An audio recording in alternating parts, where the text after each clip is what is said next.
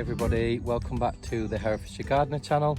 My name's Aaron, and on this late February sunny afternoon I'm just out in the rose garden mulching my roses. I'm just going to show you quickly what I actually do. Hope you enjoy. Remember to like and subscribe to the channel for more updates and information. Thanks for watching. So this rose here is my Bathsheba by David Austin, and as you can see at the base, which I've already cleaned up, I've got rid of all of my old rose leaves. They're gone. I've defoliated the whole plant and pruned it. I've got previous videos showing you how I do that. And what I tend to do with all of my beds is I just get some wood chips. This is wood chips from the garden, from material that we had cut down, and I like to just spread that across the beds, as you can see. And that just helps to keep the weeds down, but it also retains moisture in the soil during the summer months, so less watering, plants are less stressed, etc. But I don't put wood chips up against the bases of my roses because that is rotting wooden material. I don't want rotting wooden material next to my rose canes. In the past I've done that and I found that I get more dieback.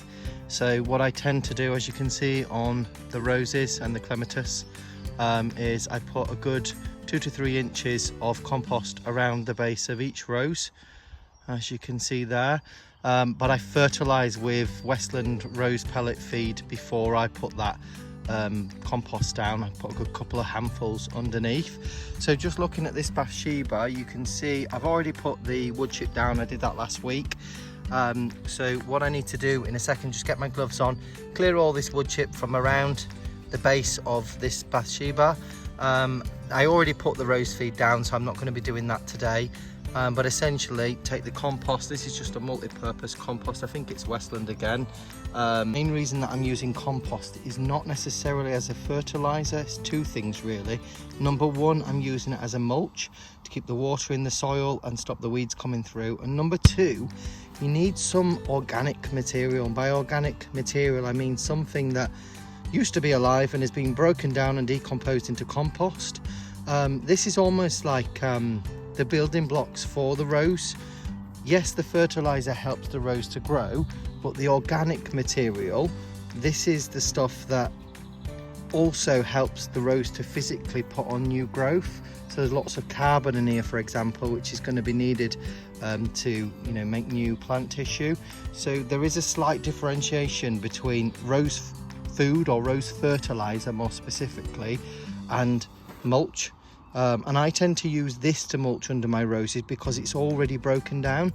It's ready for the plant to start utilizing, whereas things like this, apart from causing a bit of dieback in the canes, which I just mentioned, this takes years to break down. So eventually it will become organic matter that the plant can use, but it is going to take several seasons before this is actually available. And also wood chips, they take nitrogen out of the soil. The organisms that break these down actually use nitrogen in the soil to do that. And nitrogen, as I'm sure if you're aware of plants, it's important for growth, amongst other things. So by using wood chips as a mulch, you're also technically reducing nitrogen in the soil at the same time, which is not good for your plants.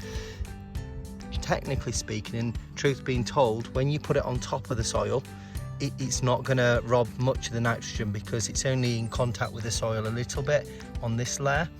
So it's all right as a mulch. Just don't put it, in my opinion, right next to your roses. As you can see in this video, I've only put the mulch there because I was mulching the beds, basically knowing that within a 7-day period I'll be pulling that back and putting the compost in.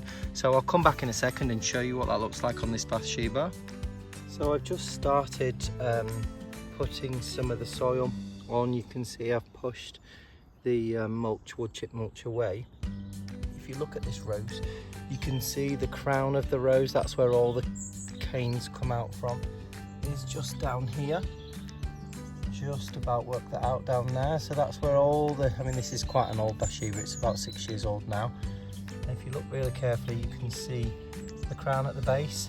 With this mulch, I'm aiming to cover that crown, just cover the crown, so that'll be about 3 to 4 inches, and that should cover that entire area.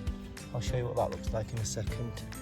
Gorgeous primroses there, beautiful. And there we have it. That's compost put on top. If I just take you underneath, you can see there's a really good layer. You can no longer see that crown anymore. I've buried it up to that level, but I've not buried it too deep.